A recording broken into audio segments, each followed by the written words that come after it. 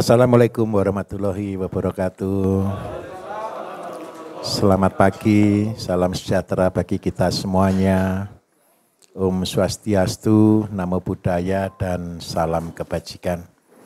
Bapak Ibu, untuk sambil mempersingkat waktu karena yang pertanyaan yang baru saya jawabkan baru 9, nanti materi akan saya masukkan di tengah-tengah pertanyaan ya. Saya berikan dulu kesempatan di malam yang sini, sekarang pindah di sini dulu lagi ya. Ya baik, 3 atau 4, oke baik, 1, 2, 3 dulu, oke silahkan mikrofon.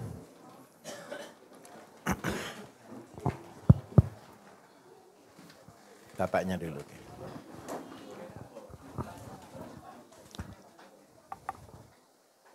Sudah jalan, oke. Bismillahirrahmanirrahim. Assalamualaikum warahmatullahi wabarakatuh. Waalaikumsalam warahmatullahi wabarakatuh. Terima kasih Pak Bayu atas waktunya. Langsung saja mau bertanya masalah budidaya udang Pak Bayu. Baik. Saya punya limbah udang itu sekitar 3 ton lah per siklus itu. Per itu masih 2 bulan?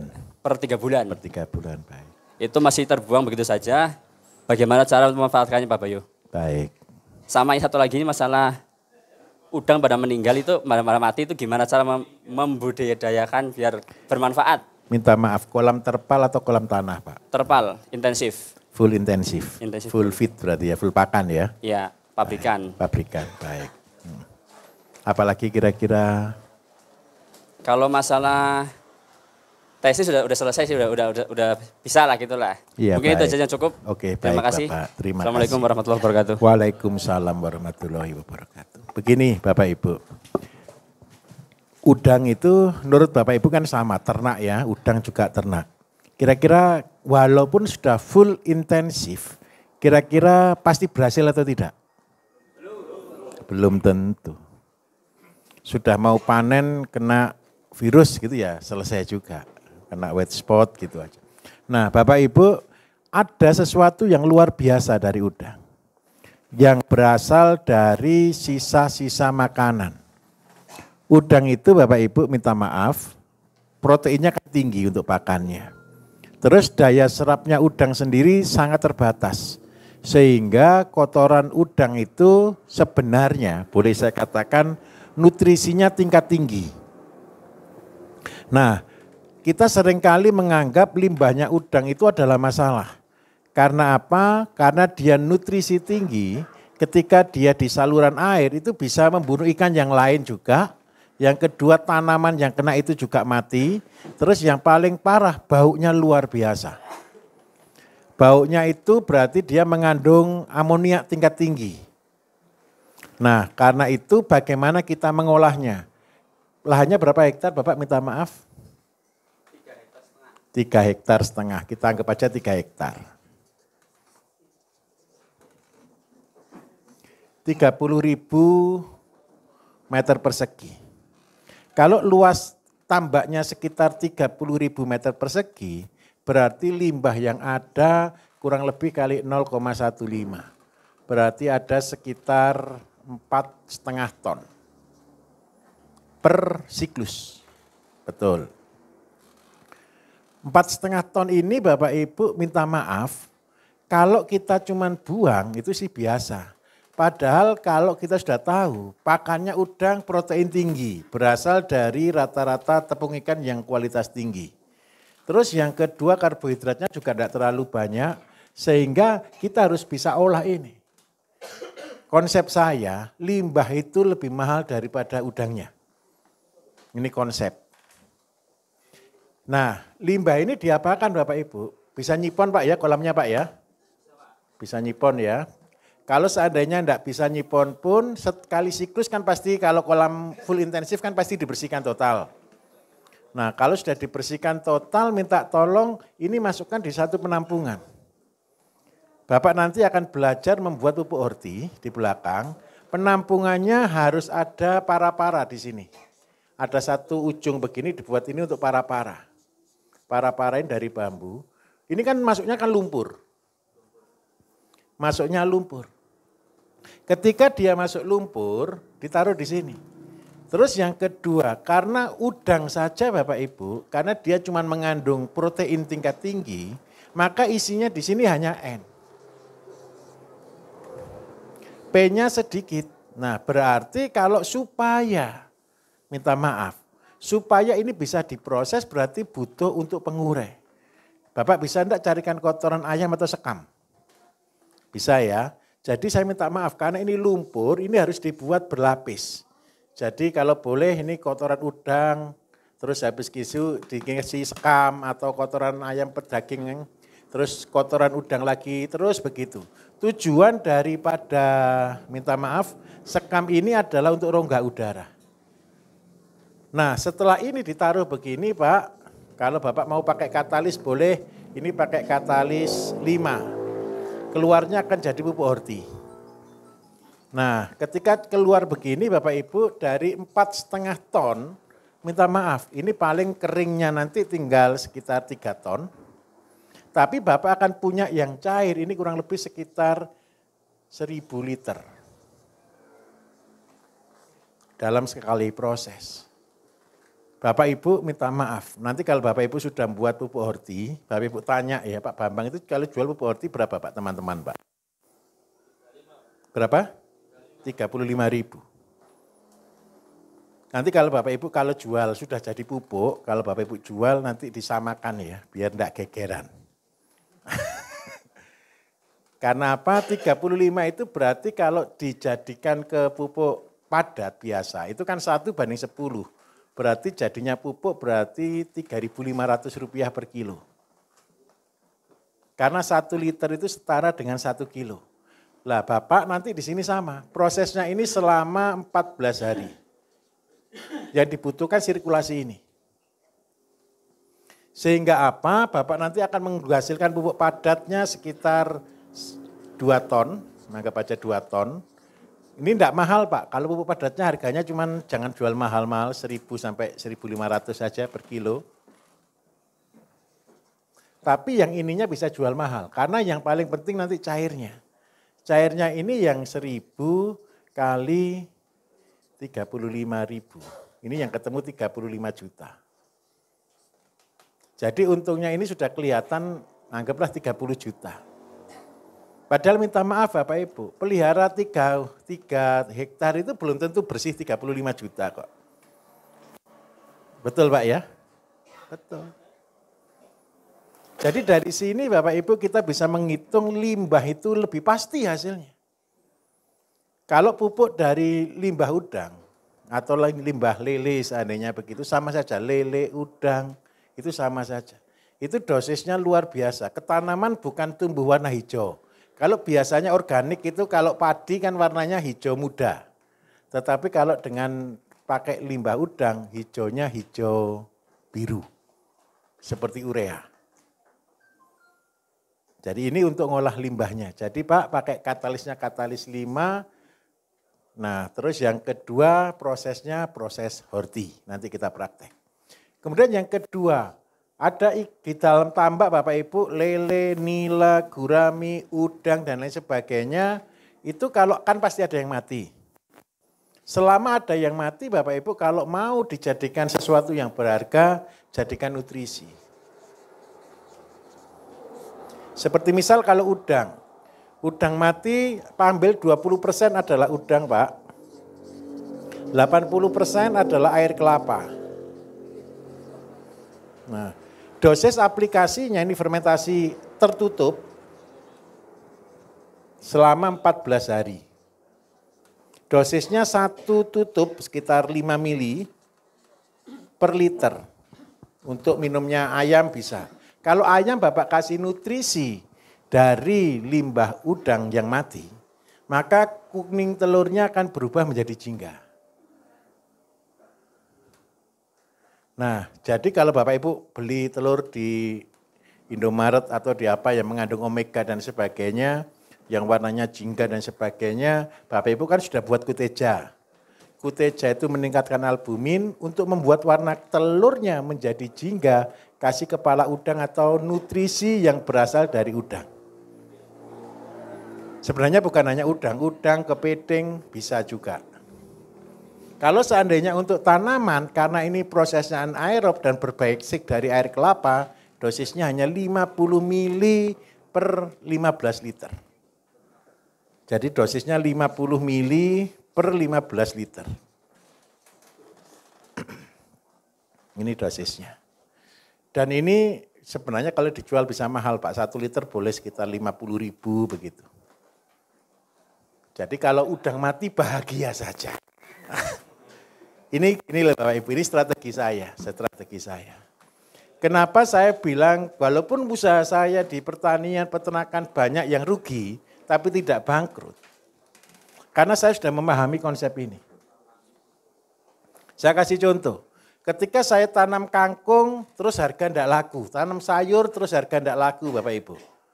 Contoh, sekarang ini kalau tidak salah ya sawi sendok itu harga Rp1.000 di sini. Sawi sendok itu cuma Rp1.000. Kalau Rp1.000 sebenarnya untung atau rugi? Rugi. Kalau ini murah, saya akan jual tidak Rp1.000. Saya justru akan jual 100.000.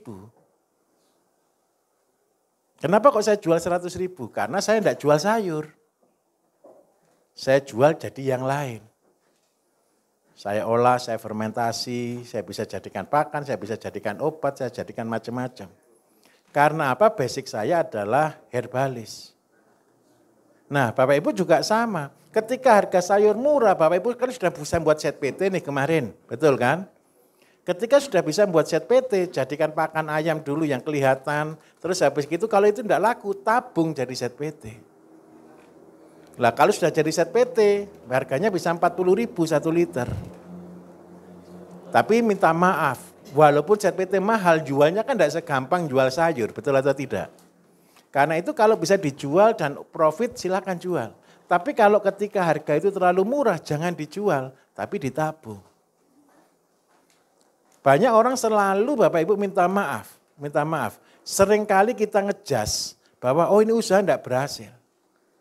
Pertama kali saya buka supermarket organik Bapak Ibu, saya minta maaf, tidak ada yang beli. Tanamnya susah, ngerawatnya minta ampun, harganya sudah kita jual murah, tidak ada yang beli. Itu bikin sakit hati sebenarnya. Tetapi karena saya punya visi, karena saya punya tujuan yang jelas, ketika tidak laku Bapak Ibu saya simpen. Saya simpen berdrum-drum, berton-ton pokoknya di belakang gudang saya itu. Pada waktu saya nyimpen Bapak Ibu itu tidak laku. Tetapi percayalah satu, ingat baik-baik, saya minta tolong. Siapa yang berjalan tetap di jalan kebenaran, selalu ketemu dengan rejeki. Setuju di situ? Jadi ketika saya terus melakukan itu, akhirnya saya ketemu solusi-solusi.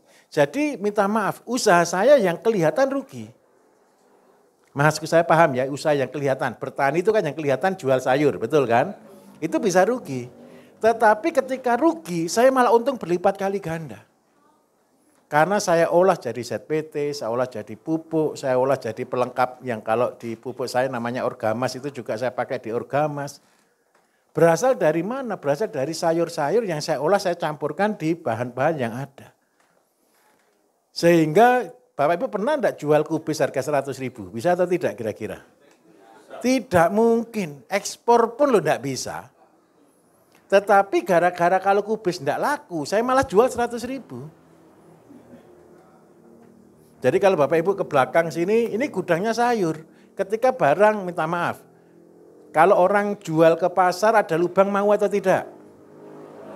Sebelum kita kirim ke supermarket kan disortir Bapak Ibu, semua sayur itu. Kalau ada lubang kan kita kelongkopi, betul kan?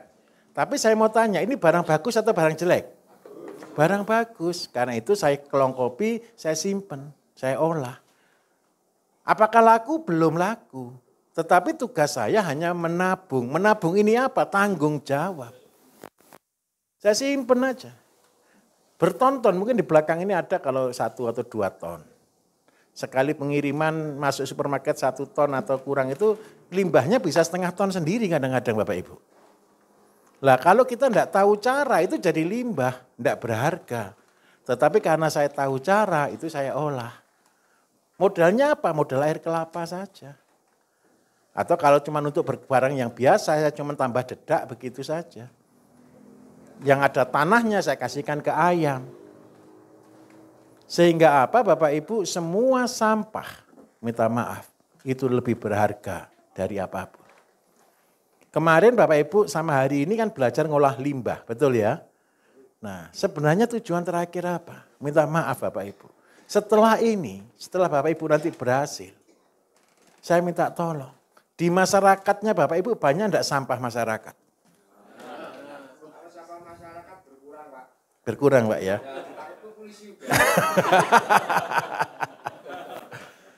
Minta maaf, ke depan ini banyak pengangguran, banyak orang gagal, banyak orang-orang yang tanda kutip dianggap sebagai sampah. Saya minta tolong dengan sangat.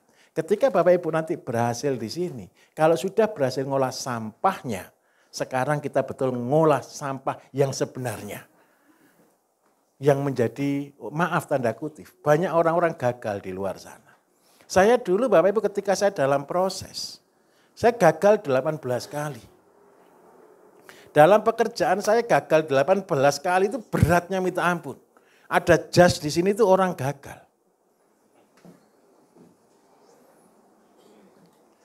Kalau saya gagal, kalau enggak pinter gitu enggak apa-apa Bapak Ibu. Saya ini termasuk pinter, IP saya 4 Bapak Ibu. Sempurna. IP 4 itu pinter atau enggak Bapak Ibu? Ada B1 aja enggak ada loh, enggak jadi loh. Tapi sayangnya ekonomi. Terus yang kedua, begitu lolos, itu Bank BRI nawari, kampus nawari, banyak yang nawari. Saya bilang, saya digaji waktu itu BRI itu cuma gaji 700.000 satu bulan. Sedangkan saya jualan cabai 2 hari sekali saya dapat 1,5 juta. Kan enggak pantas Bapak Ibu. Masa saya mau kerja di bank gitu. Terus akhirnya ya sudah saya enggak jadi pegawai. Pernah sekali saya putus asa. Ketika saya bisnis saya ruginya cuma 2. Ditipu udah ditipu Bapak Ibu. 18 kali gagal itu di puncak. Bukan gagal karena dari awal, bukan. Gagal itu di puncak. Saya bekerja keras. Saya pinter ngitung. Saya pinter analisa. Tapi selalu gagal. Tapi yang keren lagi, setiap gagal saya pindah bidang. Tapi minta maaf, yang saya ceritakan dari saya SMP sampai hari ini tetap tentang pertanian. Tapi pertanian itu bidangnya banyak. Saya terakhir itu belum pernah tanam itu tembakau Bapak Ibu. Kemarin baru saya tutup tanam tembakau baru tahun, 1 tahun lalu lah saya baru tanam tembakau. Itu 500 hektar. Saya minta maaf Bapak Ibu. Jadi keberhasilan Bapak Ibu itu akan membangkitkan. Kalau sudah bisa ngolah sampah, nanti akan bisa ngolah sampah-sampah masyarakat. Dan keberhasilan Bapak Ibu nanti, kebanggaannya Bapak Ibu itu di situ. Coba seandainya ketemu, saya biasa Bapak Ibu ngambil preman, ikut saya didik, saya latih sampai jadi orang sukses. Banyak yang preman-preman sudah banyak perusahaan ikut saya. Sudah punya pabrik dan sebagainya. Karena didikan saya adalah mengajari orang bukan jadi pegawai. Tapi didikan saya mengajari orang untuk jadi pengusaha dan punya pabrik. Ini Pak Bambang ini saya minta maaf, saya jadikan testimoni lagi boleh Pak Bambang? Pak Bambang ini miliarder Bapak Ibu. Kalau di kecamatannya dia disebut orang terkaya di sana. Tapi saya cerita jujur, pertama kali ketemu saya, pekerjaan dulu Bapak Ibu pernah jadi tukang ojek. Pekerjaan terakhir tukang potong rambut. Barbershop. Betul. Ya betul Pak Bambang ya. Dia cerita ke saya, mobil pertama dulu apa Pak? Mobil sampean dulu Pak? Apa? Belum, sebelum R3. R3 kan sudah ikut saya. Masih motor, belum punya mobil ya? Motor Cina Dayang.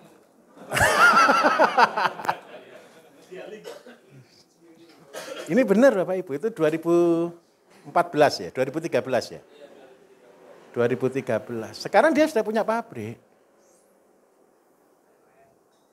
Semua panglima saya kasih pabrik bonusnya Bapak Ibu.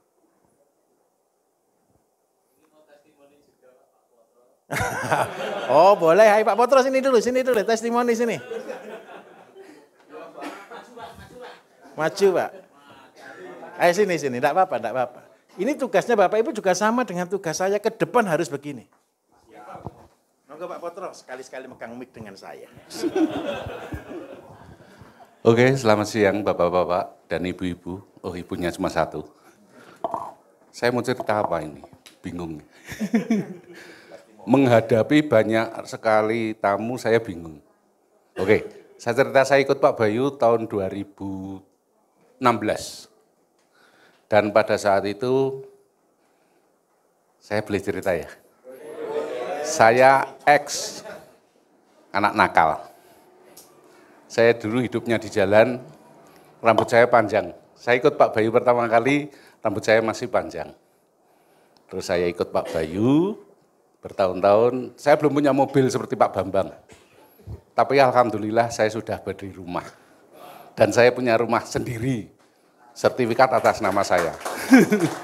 Itu karena saya ikut Pak Bayu gitu. Sudah gitu saja, ndak ndredeg nanti. Mek ngono tok kok ndredeg, gak cocok karo lemune.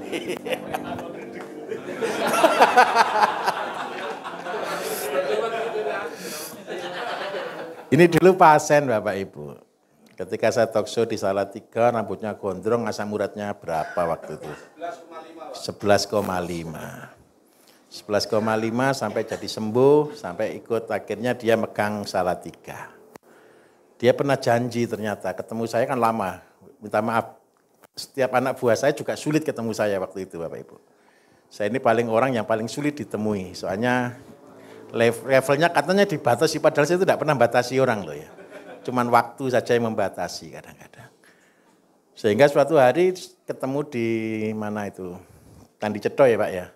Setelah berapa tahun kita tidak ketemu, baru ketemu di Candi Cetho, saya pangling. Biasanya rambutnya sepanjang punggung begini, kok tahu-tahu gondol gitu loh. Terus, wah kok gondol Pak? Oh iya Pak, nanti saya akan cerita. Gitu, terus cerita, gimana ceritanya? Saya pernah nasar Pak, kalau saya bisa beli rumah, ya Pak ya, buat rumah, saya akan potong rambut. Berarti ketika dia sudah potong rambut, berarti sudah punya rumah Pak. Alhamdulillah sudah. Nah Bapak Ibu, saya minta maaf. Tugas kita adalah membantu mereka-mereka yang nuhub, tidak ada harapan. Karena apa? Percayalah, yang dimaksud dengan buah pekerjaan kita, berbuah menghasilkan buah yang baik, itu bukan lagi cuman apa yang kita punya, tetapi apa yang kita beri. Dan siapa yang paling bisa kita nikmati? Kalau Bapak Ibu kepengen punya sangu jalan ke surga, setelah Bapak Ibu pinter, saya minta tolong, carilah orang-orang yang tidak ada penghasilan, tidak punya pengharapan, tidak punya apa-apa, kemampuan apa-apa. Ketemu kita ajari, kita latih. Setelah dia pinter, biarkan dia menjadi besar. Percayalah, sampai kapanpun, kalau dia cerita, pasti ingat kita. Kalau dia berdoa, pasti ingat kita. Dan itulah tugas kita yang sebenarnya. Karena itu saya minta tolong, mulainya Bapak Ibu harus dari nol. Kalau Bapak Ibu mulai dari modal, ketika ketemu orang-orang biasa, mereka akan bilang, loh iya Bapak punya modal, saya kan tidak punya modal. Tetapi kalau Bapak Ibu mulai dari nol, saya juga mulai dari 10 ekor ayam kok, main-main kok. Saya juga mulai dari 1000 meter kok, main-main kok. Tapi kalau ini bisa berhasil, tidak ada satu alasan pun untuk orang boleh berkata, saya tidak punya modal. Tapi dengan cara ini kira-kira perlu modal berapa banyak atau Bapak Ibu dengan cara kita? Minta maaf, di luar sana banyak orang mengajar untuk menjadi bisnismen. Tapi nomor satu pasti modal. Bapak Ibu pernah enggak ketemu seorang motivator yang larang pakai modal? Kecuali saya. Kenapa saya bisa bercerita tanpa modal? Karena itu hidup saya. Yang saya ceritakan ini semua Bapak itu hidup saya. Modal pakai timba, modal pakai gitu, cara-cara itu adalah hidup saya. Kenapa saya bisa detail sekali bercerita? Karena itu jalan yang sudah saya lewati berkali-kali, bukan sekali. Saya ulangi, bukan sekali. Saya membuat satu tempat pelatihan gini, kalau sudah besar, sudah terlalu besar, saya tinggal. Saya buat lagi, mulai dari nol lagi. Setelah jadi lagi, saya tinggal lagi. Saya mulai buat lagi. Saya setiap tahun buat tempat begini Bapak Ibu. Jadi setiap tahun saya sisihkan sekitar 2-3 M yang saya pakai untuk membangun tempat pelatihan. Jadi kalau saya bilang uang jajan saya 100 juta per bulan. Itu uang jajan saya. Yang paling kaya anak-anak saya. Karena dia yang pegang royalti, pegang semua. saham. Nah, itu sebagai wujud apa? Wujud tanggung jawab. Jebol-jebol, gara-gara saya buat pabrik pupuk, ke planning saya kan 50 kotak. Itu kemarin jebol berapa? 5M setahun. Itu yang bendara umum protes terus ini. Itu hutang 2M, gitu. Soalnya anggarannya setahun cuma maksimal 3M. Nah, kenapa saya bisa sisihkan seperti itu? Kalau dulu saya setiap tahun beli rumah, Bapak Ibu. Rumah hari ini 1 sampai 2M minimal. Rumah itu saya dulu senang. Punya rumah pertama itu saya bangga. Punya rumah kedua masih senang. Punya rumah sudah banyak. Bingung. Biaya semua isinya itu. Saya pernah buat kos-kosan. Ada kan orang ngajari, wah buat kos-kosan, dikontrakkan dan lain sebagainya. Rugi. Kalau WC-nya mampet, kalau anak kos-kosnya nakal, udah malam-malam ditelepon, kan gitu kan. Nah akhirnya saya rubah, baru tahun 2019 saya sadar. Saya pernah sekali punya proyek besar dan gagal. Saya membangun tempat wisata, Bapak Ibu masuk Guinness Book Record dunia. Tempat wisata air terbesar di dunia, kita ngalahkan punyanya MBS. Punyanya Saudi Arabia.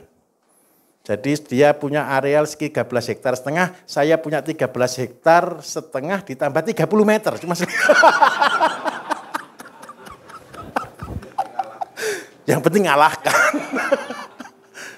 Dan itu masih rekor sampai hari ini. Saya buka itu cuma 4 bulan kena COVID Bapak Ibu, langsung lockdown sudah. Sudah tidak mampu gitu. Terus bupatinya saya kurang senang, akhirnya sudah kita tutup saja. Apa yang saya bangun itu kelihatannya hebat. Goal saya cuma satu. Kenapa saya mau bangun itu habis miliaran banyak. Saya mau katakan jujur, petani pun, orang desa pun seperti saya bisa masuk Guinness Book Record. Cuma itu saja tujuannya. Semangatnya cuma sepele. Orang Indonesia, saya ini tinggal di desa. Tempatnya miskin. Desa paling tandus di Mojokerto. Ini Pak Rudi tahu ya kakak sepupu saya. Orang desa, pekerjaannya petani, bangun wisata, masuk Guinness Book Record. Sudah terkenal kan sebenarnya kan? Sudah terkenal Bapak Ibu. Kalau Bapak Ibu ke Bali atau ke Banyuwangi naik pesawat, waktu itu kalau lewat gitu udah ada di laut tulisannya Indonesia. Itu yang saya bangun. Apa tujuannya? Saya kepingin petani-petani Indonesia itu bangga. Petani pun bisa gitu loh Bapak Ibu. Paham maksud saya? Itu proyek saya terbesar. Dan itu umurnya paling cepat. Cuma 3 bulan. Bangunnya aja 2 tahun, bangkrutnya 3 bulan.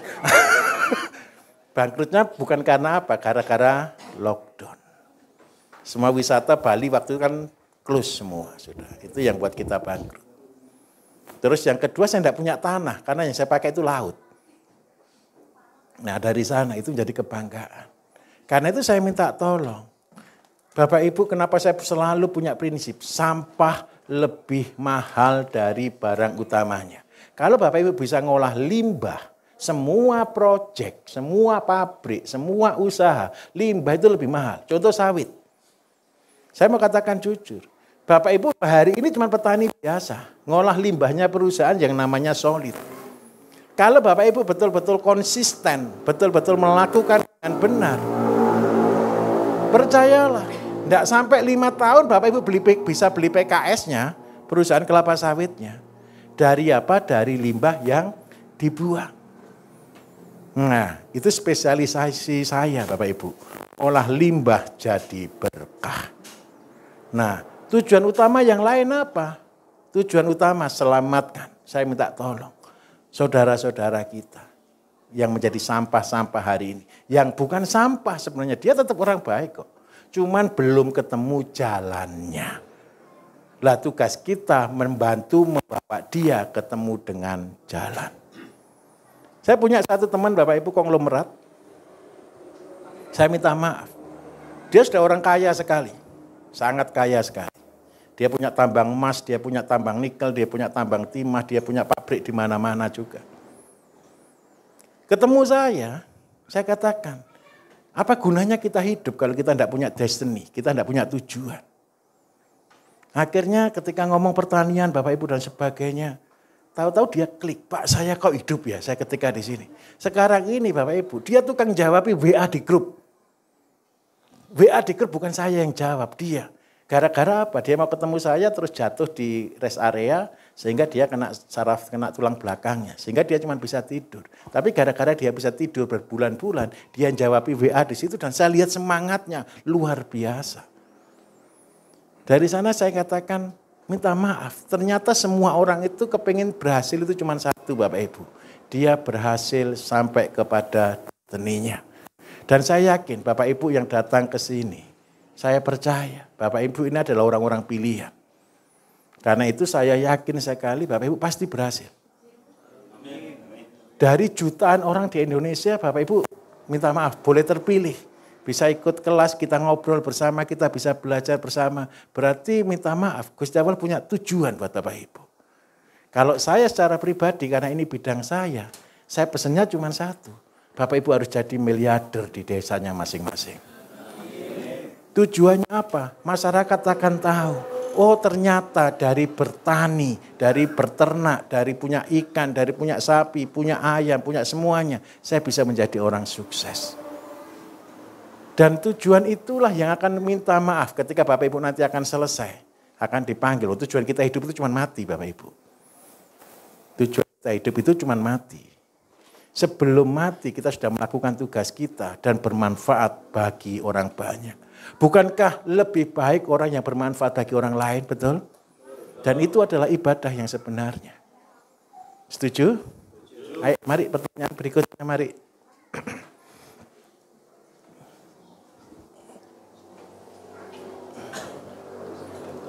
Gimana? Tukar mawon. Tukar.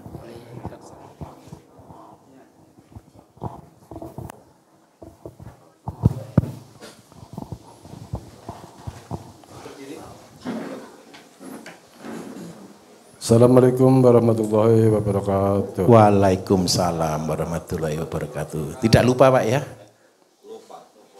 Apanya Pak? Pertanyaannya. Sebelumnya saya minta maaf nih mas saudara saya. Maaf lahir batin nih dari sebelah sana. Barangkali ada salah kata saya sebelumnya, minta maaf yang sebesar-besarnya. Lahir batin.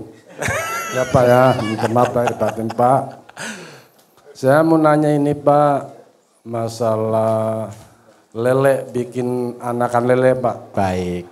Sama untuk membesarkan Pak. Baik. Punya induk sendiri? Ya kalau untuk 2 pasang, 3 pasang sih masih ada Pak, sisa-sisa yang dulu-dulu Pak. Iya siap. Sama masalah tanam jagung Pak, Iya. itu nyari bibit yang lokal itu rada susah Pak. Baik. Nah, mungkin hanya itu Pak yang saya sampaikan sebelumnya, terima kasih. Kok cuma 2 Pak? Tadi perasaan saya banyak tadi. Apalagi? Itu aja Pak, masalah lele Pak, masalah lele, masalah pembenihan, sama bikin mengedekan Pak. Baik. Sama siap. masalah jagung itu agak susah nyari Benihnya. bibitnya Baik. yang lokalnya itu Pak. Baik. Terima kasih Pak. Baik. Baik Bapak Ibu, begini. Yang pertama kita buat benih lele. Minta maaf Pak, induknya berapa kilo? Betis atau paha? Betis Pak. Berarti sekitar 20 ribuan ya sekali keluar ya. Bisa 100 Pak. Oh sudah sebesar naik ke paha berarti kalau sudah segitu. Panjang 1 meter sudah hampir? Segini Pak. Oke baik, siap. Bapak Ibu begini, kalau usaha yang tertinggi untungnya itu di mana? Di benih. Pelihara lele, membesarkan lele sama jualan bibit, untung mana? Untung bibit. Dan itu pasti.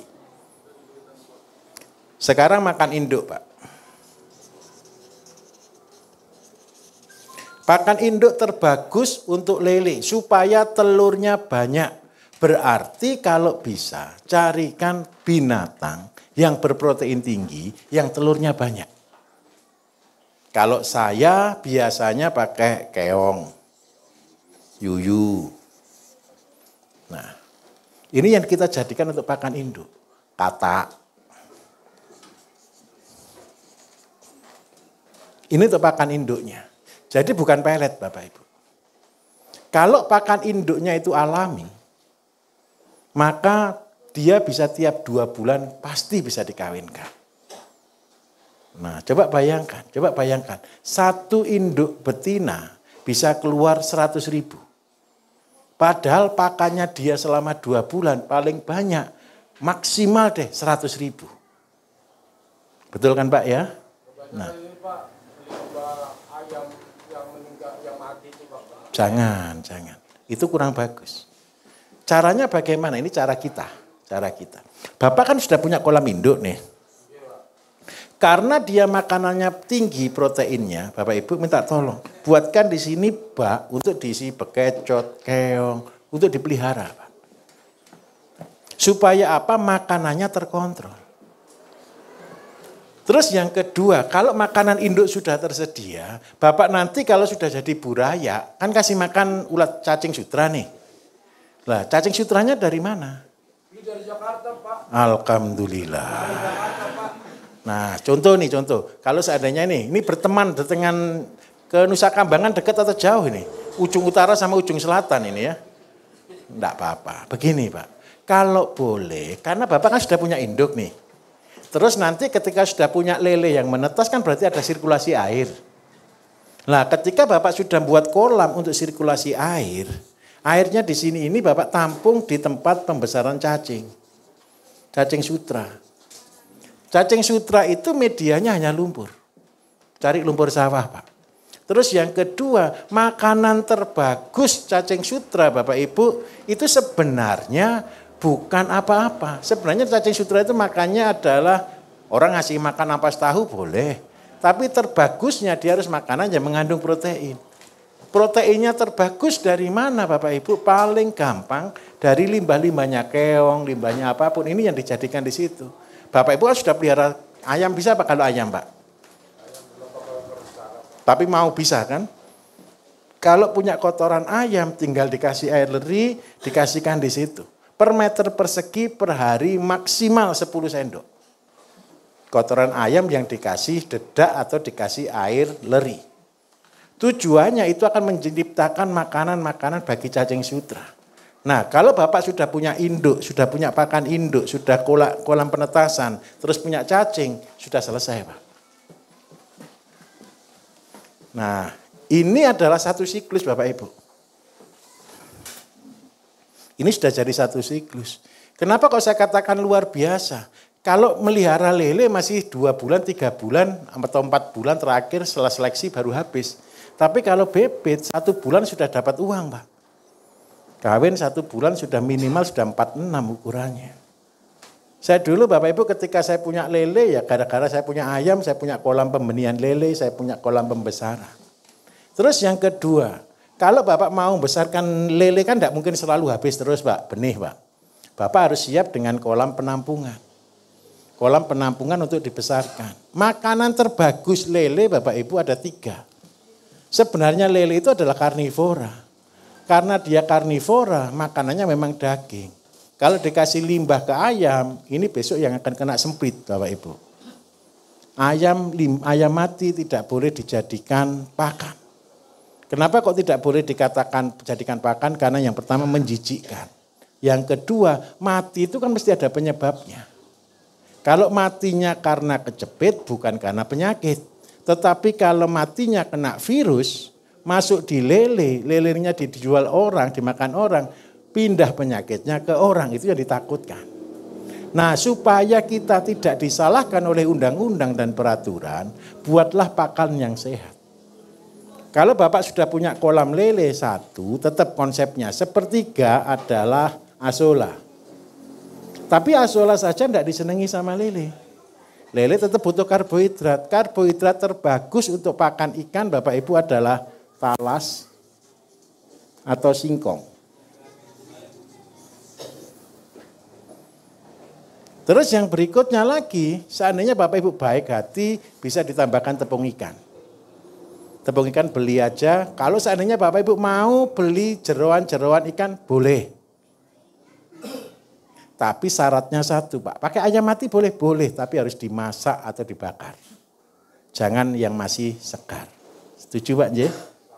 Dibakar ya, sampai matang Pak. Jangan cuma bulunya aja habis. Sampai matang, tujuannya virus itu mati.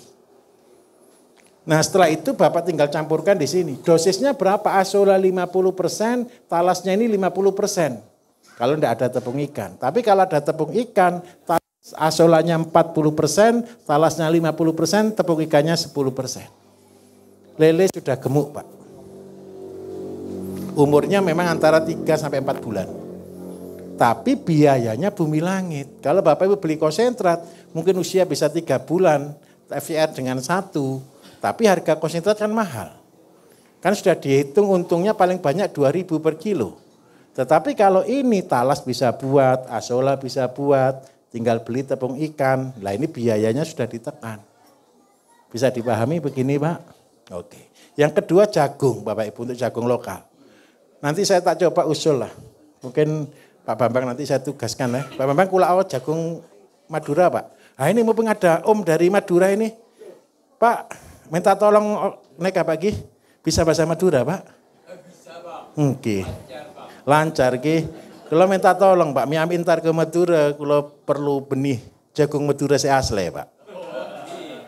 Minta tolong ki. Oke Pak. Jadi Pak nanti ini ada teman dari Bangkalan Madura. Nanti biar Bapak bisa bantu nyediakan Pak ya. Nanti kita beli, Bapak nanti order ke Pak Bambang. Gitu. Jadi begini Bapak Ibu, kenapa saya pilih jagung Madura? Yang pertama, jagung Madura itu tahan banting. Tanahnya itu luar biasa kurusnya. Luar biasa panasnya. Karena itu kalau Bapak Ibu tanam di tempatnya Bapak Ibu, insya Allah itu pasti berhasil. Nah di dalam konsep kita bertahan itu kan kita harus cari yang pasti berhasil. Kalau enggak pasti jangan dikerjakan. Ingat ya, kalau enggak pasti jangan dikerjakan. Semua hitung-hitungan saya ini adalah pasti. Tidak ada yang tidak pasti. Loh Pak nanti kalau mati bukan masalah mati. Ayam itu Bapak Ibu percayalah tidak akan mati kok. Kalau tidak disebabkan sesuatu. Sekarang tugas kita sebagai manusia menjaga, melindungi supaya tidak masuk penyakitnya. Karena itu wajib ada tulisan besar di kandangnya gitu loh Bapak Ibu. Penyakit dilarang masuk gitu loh. Terus yang kedua kambing. Kambing itu Bapak Ibu kalau sudah dikasih makannya tetap, umurnya tetap, hasilnya tetap, jumlahnya tetap, tidak akan ada kambing kena kembung. Kenapa kok tidak mungkin kena kembung? Yang membuat kembung kemarin saya katakan daun muda. Daun muda itu begini loh, kalau kita nyari rumput tiap hari, kadang tua diambil, kadang muda juga ikut, betul atau tidak? Yang tua enggak masalah, kena yang muda. Kembung dia. Terus yang berikutnya lagi, kalau kita betul-betul memelihara ternak itu menjadi tanggung jawab, kita pasti jaga kebersihan, kita pasti baik dengan mereka. Sehingga tidak mungkin untuk sakit. Bisa dipaklumi? Untuk jagung Bapak Ibu, kita nanti bantu sediakan. Ya Pak Bambang ya? Oke, Om minta tolong ya. Minta tolong. Oke. Sekalangkung sebelum. 70 Pak. Kalau Bapak mau tanam rapat seperti cara kita. Begitu. Harus cara kita Pak ya, biar sesuai gitu. Tapi Bapak enggak usah beli 70 kilo Pak. 1 kilo dulu aja. Gini. Ya enggak apa-apa.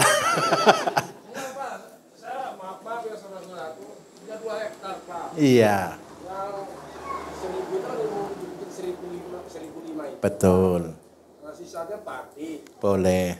Yang saya 1 hektar saya jagung, khusus jagung. Baik, boleh Bapak.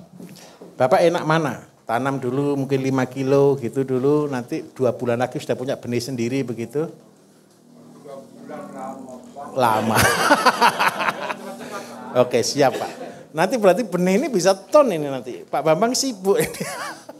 Nanti yang penting Bapak Ibu sabar ya dengan Pak Bambang. Mohon dimaklumi kalau seandainya Pak Bambang jawabnya agak terlambat. Karena tadi pagi dia sudah ngelupa ini 200 pertanyaan belum saya jawab sama sekali katanya dia.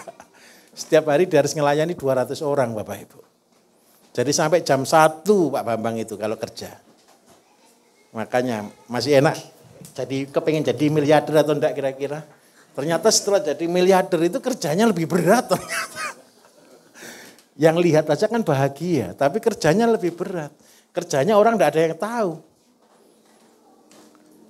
Sama Bapak Ibu, ketika nanti Bapak Ibu sudah punya ayam sampai 2.000, minta maaf, kerjanya lebih berat kok. Yang pekerja Pak paling selesai kerja pulang, betul? Tidur. Bapak kan keliling, lihat-lihat, menjaga, mikir, besok bagaimana, ya kan gitu kan? Jadi saya minta maaf, kenapa saya mulai dari yang kecil? Saya kepengen merubah cara berpikir kita, supaya pondasi kita ini kuat Bapak Ibu. Yang saya ajarkan ini Bapak Ibu, supaya Bapak Ibu tidak bisa jatuh lagi. Tahu maksud saya supaya tidak bisa jatuh. Kalau saya bangunnya dari dasar, sudah mentok di bawah mau jatuh kemana? Paham maksud saya? Saya tidak bangun Bapak Ibu di atas awang-awang, tidak. Tapi saya bangun Bapak Ibu dari nol. Saya kata wirausaha, di dalam pelatihan saya biasanya ada pelatihan wirausaha Bapak Ibu. Wirausaha itu adalah wira itu berani, usaha itu berani usaha. Orang bertani, saya kasih contoh, nyebar benih di sawah. Itu buang uang atau cari uang sebenarnya? Buang uang. Makanya usaha itu sebenarnya kita ikhlas kehilangan berapa. Makanya kenapa saya nyebutnya tani, tawakal, niat, ibadah. Kalau sama teman saya ditambahi takni itu tawakal, amanah, niat, ibadah. Kenapa kok dikatakan begitu? Bapak Ibu nyebar benih. Benih itu tumbuh atau enggak, tahu enggak kita? Tidak tahu. Baru tumbuh dimakan jangkrik, dimakan gitu, tahu enggak kira-kira kita? Enggak tahu. Lah karena itu begitu sudah nanam, tugas kita tinggal satu, baik-baik dengan yang menumbuhkan. Paham maksud saya ya? Baik-baik yang menumbuhkan.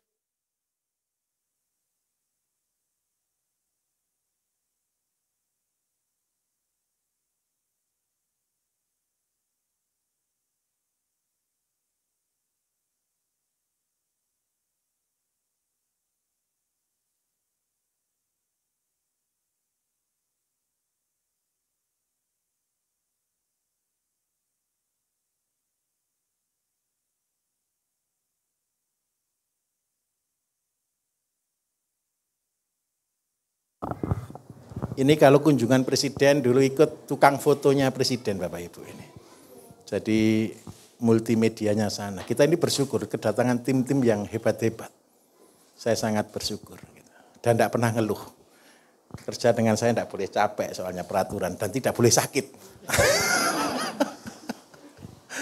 Oke, saya akan lanjutkan Bapak Ibu. Jadi bertani itu Bapak Ibu, jual benih, beli kambing, beli ikan, beli apapun juga. Kita kan tidak pernah tahu di belakang. Tugas kita hanya menyiapkan. Karena itu saya kalau berkata, orang yang bijak adalah menyediakan, mempersiapkan makanan bagi ternaknya. Itu orang bijak. Bapak Ibu kepengen jadi orang bijak atau jadi orang bebal? Kebanyakan kita itu kan salah jalan. Beli dulu, setelah beli bingung, betul atau tidak? Mereka mikirnya, oh gampang, enggak ada gampang. Kita harus bijaksana. Jadi kalau saya mau melangkah ke sana, apa yang harus saya bangun, apa yang harus saya tata untuk menyiapkan ke sana, itu harus dilakukan. Lah di pertanian ini Bapak Ibu selalu saya ngotot, ada yang ngawur boleh. Tetapi kalau ketika saya mengatakan harus, itu berarti tolong itu harus. Seperti misal SOP. SOP itu sementara harus. Tapi kalau Bapak Ibu sudah pinter, sudah ngerti rahasianya, ngerti trik-triknya, silakan berinovasi. Kadang-kadang ada orang belum apa-apa itu Pak, kalau ini tidak ada diganti ini, diganti ini. Nanti pasti ngerubah konsep. Saya buat SOP itu Bapak Ibu berdasarkan penelitian. Ya memang saya ngomongnya ngawurisasi dan gadokmologi. Tapi sebenarnya ya tidak begitu. Itu semua sudah kita atur, kita planning sebelumnya. Terus yang kedua, kenapa saya berani mengajarkan Bapak Ibu untuk jadi miliarder? Karena saya sudah berkali-kali jadi miliarder dari cara yang sama. Saya ulangi ya, dari cara yang sama. Jadi dari kambing, dari ayam, dari sapi, dari sayur, itu pekerjaan saya. Itu sehingga saya menjelaskan ke Bapak Ibu itu detail, langkah demi langkah, waktunya, semuanya, kita atur semuanya. Sampai minta maaf jumlah jagung, jumlah tanaman, pakannya, kotorannya, kencingnya, semua itu terekam di data saya. Dan itu tidak ada yang ngawurisasi. Sebenarnya semua itu terkontrol. Karena organik itu teratur dan seimbang. Untuk mempermudah saja, biar kalau pikiran kita kalau serius sekolah gitu kan enggak senang tuh Bapak Ibu. Tapi kalau Bapak Ibu yang ngajar ngawur-ngawur gitu kan senang aja kan. Nah itu kan lebih masuk. Kalau diajari serius matematika kabur semua. Nyoba yang ngajarinya dengan bahagia gitu kan nyantol. Gitu. Tapi saya mau tanya lagi, real enggak kira-kira yang saya ajarkan 2 hari kemarin? Mudah kan? Teorinya Pak. Prakteknya 2 kaki kita menjadi tumpuan. Yang satu namanya ketekunan, yang satu namanya kesetiaan. Dan saya minta tolong jangan pernah mundur. Kalau enggak kuat berhenti dulu. Tarik nafas dulu. Kenapa saya katakan jangan pernah mundur? Karena begini loh Bapak Ibu. Masalah bagi Bapak Ibu itu sesuatu yang menakutkan atau bagaimana? Siapa yang senang masalah? Satu orang aja, yang lain tidak senang dengan masalah. Bahaya Bapak Ibu. Kita harus senang dengan masalah. Karena di belakang batu yang namanya masalah itu berkah. Saya ulangi, di belakang batu yang namanya masalah ini berkah. Bapak Ibu kapan bisa bersyukur sampai menangis? Ketika setelah melewati masalah kan. Saya minta maaf Bapak Ibu, saya bercerita ngotot, ngoyo kayak gini. Saya betul-betul pernah jadi orang miskin. Waktu itu anak saya baru 3 Bapak Ibu, pernah kita itu anak saya yang paling kecil waktu itu pernah, saya tidak bisa beli susu kok. Pernah anak saya kita berempat sama istri sama anak 3, sama saya 5. Itu waktu itu tidak bisa beli lauk Bapak Ibu. Waktu itu ketika saya masih di Jember, saya katakan jujur, kalau saya punya uang, saya beli tahu. Kalau saya tidak punya uang, saya makan ayam. Kenapa kok begitu? Karena ayam saya banyak. Loh fair. Fair gitu. Jadi karena saya punya ayam tapi kemitraan. Kan bukan punya saya juga. Jadi saya pernah miskin. Saya pernah makan telur 2 untuk berlima pernah Bapak Ibu. Caranya bagaimana ya? Dijajar selebar-lebarnya dan dibagi, digunting. Setipis-tipisnya. Fair. Saya pernah jadi orang miskin. Karena itu jangan putus asa. Kemarin sudah saya sampaikan, saya ngajari orang jadi miliarder. Ketika saya rumah masih belum bisa beli kok. Ketika saya masih kontrak. Baru setelah saya jadi miliarder, saya bisa beli rumah tiap tahun. Itu waktu itu ya luar biasa. Saya gara-gara karyawan banyak, beli mobil tiap 6 bulan Bapak Ibu. Jadi mobil saya banyak sekali. Nah, apa rahasianya? Cuma satu, ingat baik-baik. Nanti ketika Bapak Ibu berhasil, saya minta tolong. Uang itu adalah tanggung jawab. Saya minta tolong, itu yang akan bisa membuat kita celaka. Atau kita bisa tambah berhasil. Yang saya takutkan satu, Bapak Ibu hari ini banyak yang berhasil. Bisa datang ke sini. Bagaimana dengan anak-anak kita kalau kita tidak siapkan? Yang saya selalu menjadi bayangan gelap dari hidup saya adalah bagaimana dengan anak-anak saya yang sudah menikmati semuanya ada. Kalau anaknya orang kaya mobilnya kira-kira mewah atau enggak Bapak Ibu? Kalau bapaknya senengannya Innova kan gitu aja kan. Anaknya kan enggak mungkin seneng Innova. Betul atau betul ya? Nah terus habis itu apakah dia bisa menghidupi dirinya dengan gaya hidupnya? Sulit. Karena saya melatih anak-anak saya juga masih muda Bapak Ibu. Masih belasan tahun saya pegangi perusahaan semuanya. Dan saya mulai dari nol lagi. Karena itu pekerjaan saya di hutan-hutan. Mulai dari nol. Kayak pelatihan ini 3 tahun ini sudah tutup. Tempat ini. sudah tidak boleh dijadikan tempat pelatihan lagi. Karena sudah jadi besar. Semua tempat saya mulai dari kecil. Setelah 3 tahun, 4 tahun sudah jadi besar, kita tinggal. Buat lagi yang kecil lagi. Buat kecil lagi. Buat kecil lagi. Minta maaf, saya sudah ada di 27 provinsi di Indonesia. Orang gila atau tidak kira-kira? Uang sendiri Bapak Ibu. Fair, saya tidak pernah mau dibantu. Kayak orang sombong itu, tidak pernah mau dibantu. Kenapa kok tidak mau dibantu? Karena belum tentu berhasil. Nanti yang bantu takutnya kecewa. Wong kita tidak tahu berhasil atau tidak kok. Betul atau betul? Karena itu saya minta tolong, bangun dari basic. Bangun dari bawah. Supaya dengan bangga Bapak Ibu akan cerita ke anak-anak yang lain, anak-anak muda. Walaupun kamu hari ini belum apa-apa. Tetapi ketika punya 2 saja, punya kemauan, punya ketekunan, pasti bisa. Di teori saya itu caranya yang saya ajarkan. Langkah-langkahnya sudah saya jelaskan detail, tidak ada yang saya tutupi apa-apa. Bapak Ibu ketika belajar di sini ada yang saya tutupi? Sama dengan di YouTube atau tidak? Sama. Ada enggak seorang pengajar materinya sama di YouTube tapi pesertanya masih banyak? Kenapa Bapak Ibu datang? Padahal kan sama materinya dengan di YouTube. Kecewa enggak ketika Bapak Ibu datang ke sini karena materinya sama dengan di YouTube? Enggak kan? Itu yang buat saya heran. Gimana? Amin. Sebenarnya enggak juga sih. Kalau orang lain Bapak Ibu ngajar, materinya enggak mungkin dibuka. Betul atau tidak kira-kira? Tapi kalau saya, materinya saya ajarkan. Soalnya kenapa? Ini saya katakan jujur. Kenapa kita harus kuat di dalam iman? Kenapa kita harus banyak dan tekun sekali kita berdoa? Karena ilmu itu setiap hari tambah. Pak KB mana Pak KB tadi? Sini Pak KB. Nah, sini Pak KB. Ini murid angkatan saya pertama. Sampai hari ini ilmunya tetap atau selalu bertambah Pak? Tetap Pak. Maksudnya visi-misinya yang tetap, materinya berkembang. Terus yang kedua, secara teori lebih mudah atau tidak Pak? Kira-kira sekarang ini. Lebih mudah. Pak KB ini tahu Bapak Ibu ketika saya dari nol, ngajari pupuk cuma tingkat POC. Hingga sekarang keluar katalis. Hingga dulu Bapak Ibu kita masih 3 tahun baru sama dengan kimia. Ya Pak ya. Itu pun saya berani ngotot untuk bertani organik. Kalau hari ini kita sudah bisa berkata kita sudah nyalip kimia.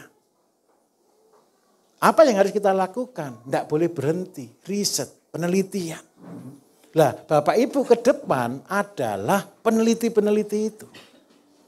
Bapak Ibu ke depan adalah profesor-profesornya. Saya minta tolong, kalahkan saya. Lebih hebat dari saya. Dasarnya saya sudah beri kok, tidak ada yang saya tutupi. Tidak ada dusta di antara kita. Semua transparan. Di sini Bapak Ibu kita anggap keluarga. Bapak Ibu bukan saya anggap orang lain, tapi saya anggap keluarga. Ini rumahnya kita semua. Dan kayak tempat ini pun bukan saya nganggap punya saya. Karena apa setelah ini selesai juga saya kasihkan ke orang. Dan saya tinggal lagi. Ketika Bapak Ibu melakukan ini, tidak mudah juga. Tetapi karena saya sudah melewatinya, saya bisa bercerita kepada Bapak Ibu, semua itu bisa. Loh Pak, jalannya susah. Susah. Wong kalau boleh saya katakan untuk menjadi sukses di pertanian itu musuh kita itu batu yang tidak ada lubangnya Bapak Ibu. Bapak Ibu minta maaf. Kalau Bapak Ibu tanya keluar aja. Dari tetangganya Bapak Ibu. Orang keluarganya Bapak Ibu. Masih mau enggak jadi petani? Enggak ada yang mau. Loh padahal ini di belakang masalah tembok ini loh. Orang semua butuh makan. Orang semua butuh sehat. Orang semua butuh hidup. Nah, terus pertanyaannya satu, kalau kita tidak bisa mematahkan tembok ini, tidak bisa menghancurkan tembok ini, bagaimana kita bisa menang? Paham maksud saya di sini? Saya punya konsep, walaupun dihambat kayak apa, walaupun tidak bisa dilewati kayak apa, Ilustrasi tergampang Bapak Ibu pernah di YouTube saya katakan ya. Kita ini seperti melewati jembatan Shirathul Mustaqim. Mungkin atau tidak Bapak Ibu kalau tidak ada yang nuntun lewat situ? Tidak mungkin. Di dunia ini ada dua jalan. Yang satu sempit, yang satu lebar. Yang sempit ini Shirathul Mustaqim yang tidak mungkin kita lewati. Tetapi saya tunjukkan rahasianya. Saya bisa melewati ini dan menjadi sukses hanya gara-gara dengkul saya sudah tumpul. Tahu dengkul tumpul Bapak Ibu?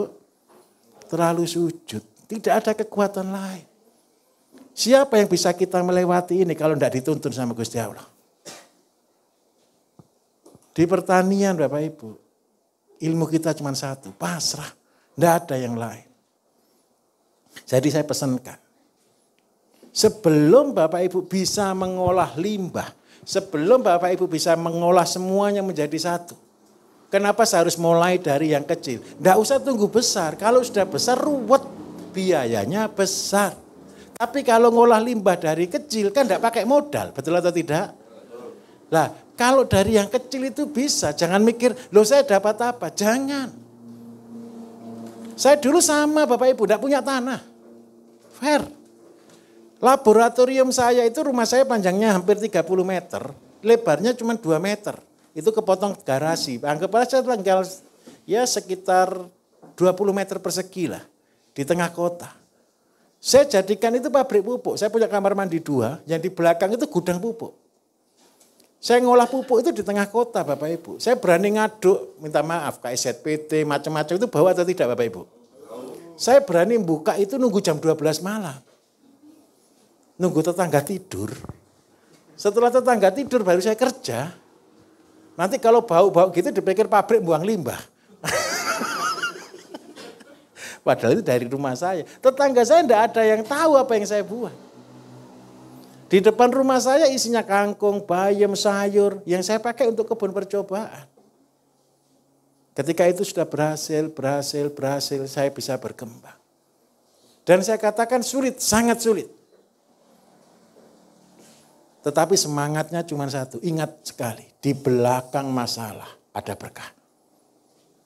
Masalah itu sebenarnya cuma satu, ego kita. Keinginan kita yang terlalu besar. Jadi saya punya prinsip dihambat tapi merambat. Air itu Bapak Ibu biarpun isinya batu semua, di celah-celahnya batu dia bisa lewat.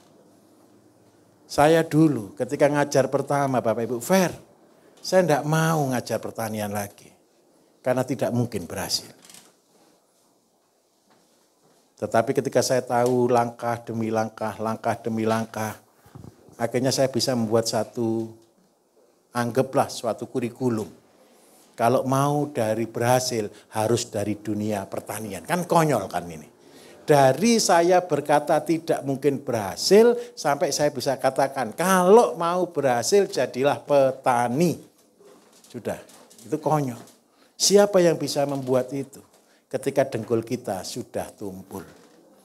Minta maaf ketika bertani isinya cuma satu, berdoa, istighfar. Ketemu rumput, ketemu apa sambil belajar. Dari situ kita bisa mengatakan tawakal, niat, ibadah. Fair Bapak Ibu. Bapak Ibu akan bangga nanti, percayalah. Ketika sekarang, itu kan ceritanya Pak KB kan dulu. Setelah sudah orang-orang sudah tahu, kalau beli di tempat kita, antri. Oh, itu beda. Dulu enggak laku. Tahu alasannya enggak laku Bapak Ibu? Katanya bangunan saya terlalu bagus. Jadi orang mau masuk itu minder. Saya ditinggal di desa Bapak Ibu. Alfamart, Indomaret zaman itu belum ada. Jadi saya bangun bangunan supermarket, semua kaca, sudah kayak pakai AC, pakai semua. Saya kepengen memanjakan orang di desa saya sebenarnya. Tapi justru gara-gara terlalu bagus, orang-orang itu takut masuk. Benar gitu. Tapi setelah mereka kenal, kita jajakan keliling, kita ceritakan keliling. Akhirnya yang terjadi apa? Sekarang kalau mau beli apa-apa, antri. Saya punya kolam renang Bapak Ibu. Kualitas airnya bisa diminum. Coba bayangkan, di tempat yang tandus, tidak ada air, saya buat kolam renang. Tahu filosofi saya? Sepele. Siapa tahu ada tetangga-tetangga saya tidak ada air, bisa mandi di kolam renang. Bapak Ibu tahu enggak airnya dari mana? Saya datangkan air isi ulang. Sekali ngisi 150 tangki. Rugi atau untung harusnya. Di tempat wisata kami, yang masuk kolam renang aja bayar, di lainnya gratis. Tapi saya tunjukkan rezeki. Kita jualan kopi, waktu itu harga 3.000 Bapak Ibu, sebulan bisa dapat 30 juta. Saya dulu ketika saya susah Bapak Ibu, saya jualan es kacang hijau. Tahu es kacang hijau? Ketika saya susah, es kacang hijau itu mesin pengganda uang. Saya jualan es kacang hijau. Jadi di tempat wisata saya, ada satu orang juga ikut waktu itu anak dari Talaut ya. Talaut itu perbatasan atasnya Manado ke atas sebelahnya Filipina. Suami istri ikut saya suruh jualan es kacang hijau, resep saya kasih. Saya modali 200.000. Dalam 1 bulan berubah jadi 20 juta. Saya katakan, karena itu bisnis kita ini di dunia ini Bapak Ibu, di pertanian terutama, hanya faktor rezeki. Karena itu tidak boleh sombong, tidak ada orang pinter di sini. Saya buat semuanya prinsipnya satu, terbagus dan termurah. Nah, masih semangat ya kira-kira ya? Oke, satu lagi dari sini mana yang belum tadi? Mari silakan tanya tadi, mana lagi yang belum? Mikrofonnya ini sebelahnya, Pak. Assalamualaikum warahmatullahi wabarakatuh. Waalaikumsalam warahmatullahi wabarakatuh. Nama saya Nur Rahmat dari Bekasi. Yang saya mau tanyakan tentang tanah pasiran, Pak Bayu. Baik. Tanah pasiran yang itu tumbuh alang-alang sama gulmanya cukup banyak. Baik. Yang cocok kira-kira buat tanah buat pertanian apa? Baik. Terus yang berikutnya tentang pupuk yang untuk sapi itu Katalis nutrisi. Katalis booster. Katalis booster. Apakah itu bisa untuk termasuk didekatkannya Pak? Termasuk untuk ini minumnya atau untuk pakannya gitu maksudnya. Baik. Itu aja Pak Bayu. Baik. Minta maaf sebentar Pak. Airnya ada enggak Pak? Air ada. Baik. Air ada. Terima kasih Pak. Ini contoh Bapak Ibu. Ini kan masalah. Punya tanah, rumputnya alang-alang. Alang-alang mudah dibasmi atau tidak? Susah karena akarnya dia kemana-mana. Nah, kenapa saya membuat teorinya mengerjakan bertahap? Saya minta tolong Bapak Ibu, ini filosofi lagi. Kalau kepingin masalahnya selesai, cabut sampai akar-akarnya. Setuju atau tidak? Kita seringkali menyelesaikan masalah itu permukaannya saja. Betul atau tidak? Oh, pakai herbisida. Tumbuh lagi enggak kira-kira? Katanya kan bisa membunuh sampai akar. Kan katanya, gitu ya Pak ya. Setelah disemprot pakai herbisida, tumbuhnya lebih banyak atau lebih sedikit? Ini dibunuh atau dipupuk? Betul atau betul kira-kira?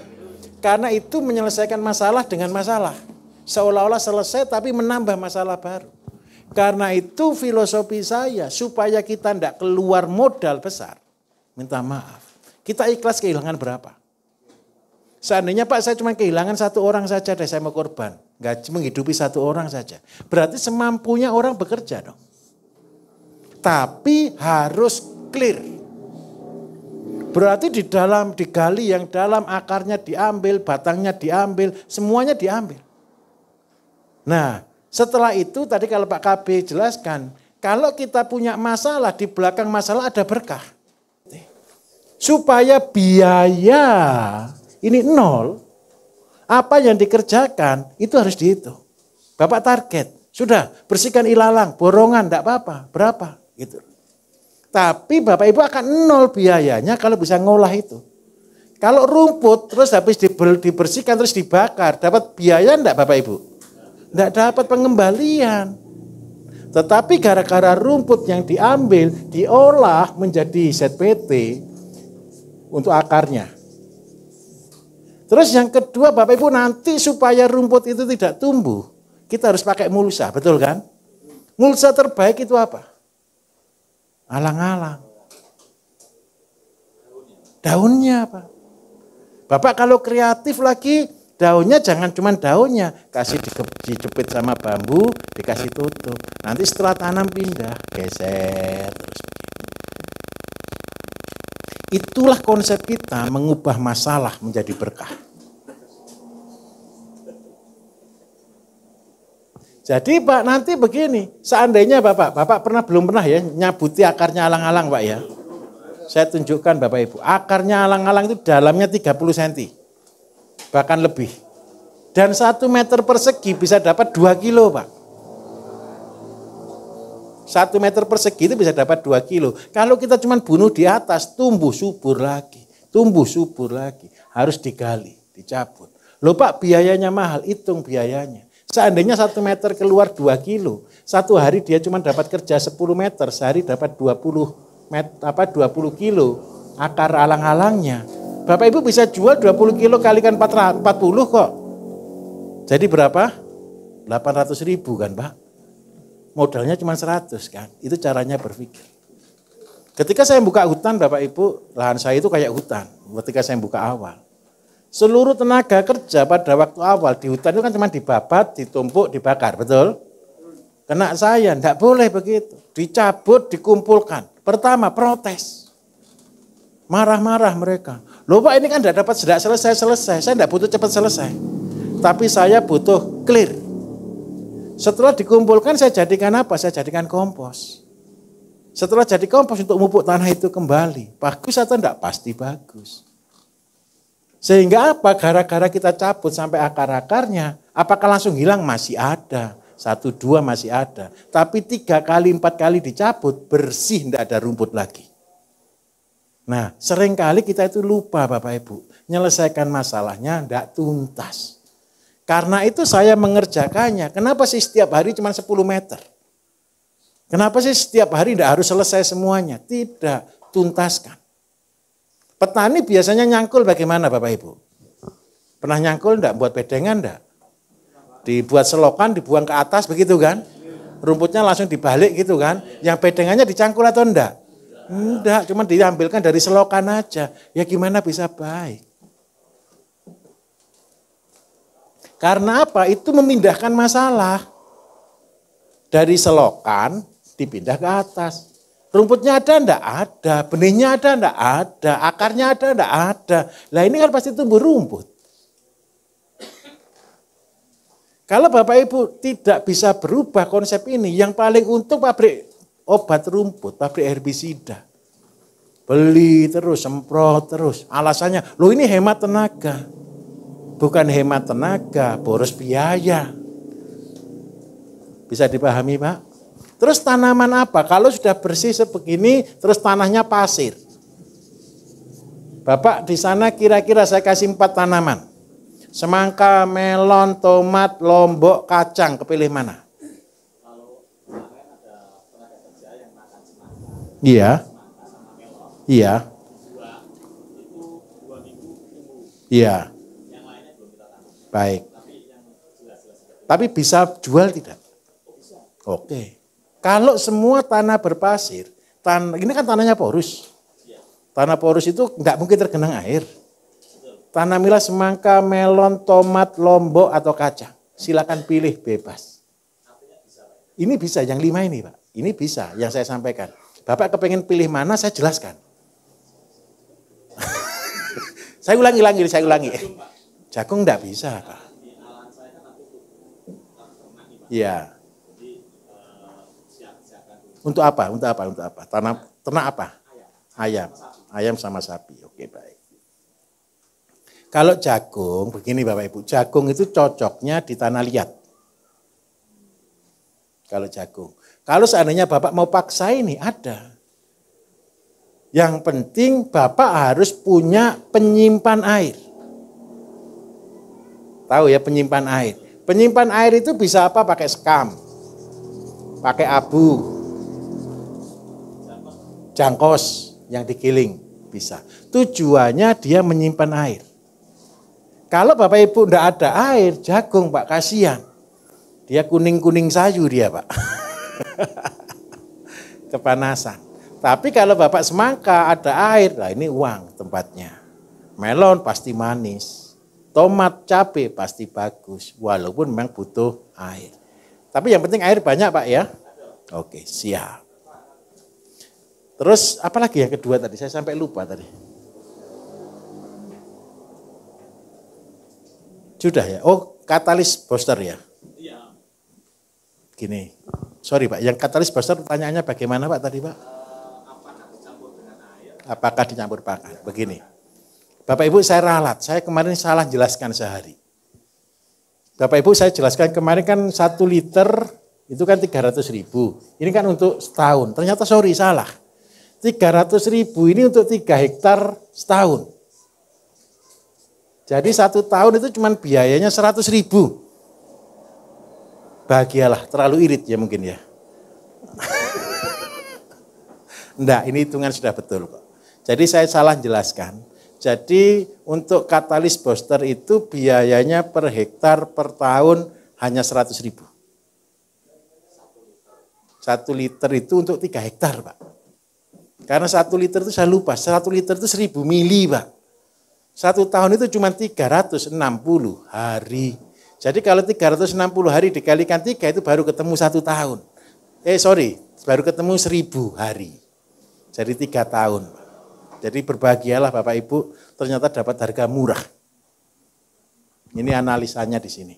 Terus dicampur air atau dicampur pakan? Saran saya dicampur di air. Di air minumnya. Oke, ada lagi? Boleh dicampur di comboran, boleh. Yang penting ini masuk, Pak. Terus Bapak Ibu minta maaf, ketika sudah diberikan katalis booster ini, minta maaf, diberikan sekarang baru bagus nanti di hari ke-7. Setelah hari ke-7 metabolismenya berubah. Ini sedikit saya jelaskan, biar enggak bingung. Banyak orang bertanya, kenapa kok hanya di dalam perutnya sapi, terus apakah pupuknya tidak berbahaya? Begini ceritanya. Di dalam perut sapi Bapak Ibu isinya apa? Mikroba. Mikroba inilah yang akan kita rubah. Jadi mikroba di dalam kita itu yang akan kita rubah. Saya kasih contoh. Ada orang sakit diabetes dan ada orang sehat. Orang yang sama, dua-dua orang ini makan nasi 1 piring. Yang orang sakit diabetes, habis makan nasi 1 piring, gulanya jadi 400. Tapi orang yang sehat, makan nasi 1 piring, gulanya tetap saja 150. Sekarang yang salah nasinya atau perutnya? Yang salah lagi apanya berarti? Metabolisme. Nah, cara kerja katalis booster adalah di metabolisme. Jujur Bapak Ibu, di dalam katalis booster ini adalah gadok yang saya tambahkan di dalam nutrisi untuk sapi. Jadi sapi ini kita rubah untuk menjadi metabolismenya, pencernaannya terbagus. Sehingga apa? Kalau mikroorganisme di sini semua menjadi baik, maka kotoran pun baik. Saya mau tanya jujur, kotoran ini dari barang baik atau dari barang jelek? Makannya kan sudah baik, diolah dengan baik. Berarti kotorannya baik atau jelek? Baik. Jadi kalau ada orang tanya di sosmed, apakah nanti kotoran ini tidak mengandung bakteri jahat? Saya katakan tidak. Kenapa kok tidak? Karena dia dari pencernaan yang baik. Terus yang kedua, kalau kita sudah keluar kotoran, kan kita belum tentu gunakan langsung nih. Karena belum tentu gunakan langsung, bisa ditampung aja di satu bak, ditaruh. Kencing sama kotoran tidak boleh dipisah. Kencing sendiri, kotoran sendiri tidak boleh. Harus dijadikan satu, kencing dan kotoran jadi satu. Terus yang kedua, setelah ini penuh, mungkin kita baru bisa aplikasikan. Kalau setiap hari diaplikasikan kan belum tentu kita bisa ngerjakan.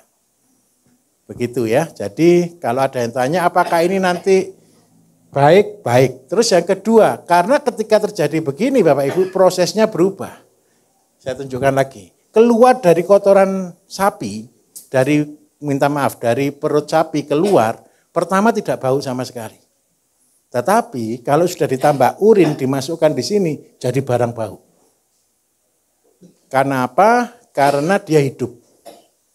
Nah, ketika dia sudah jadi hidup itu, karena itu aplikasinya ditambah 10 liter air. 1:10. Baru diaplikasikan di lahan. Itu seperti itu caranya. Oke, clear Bapak?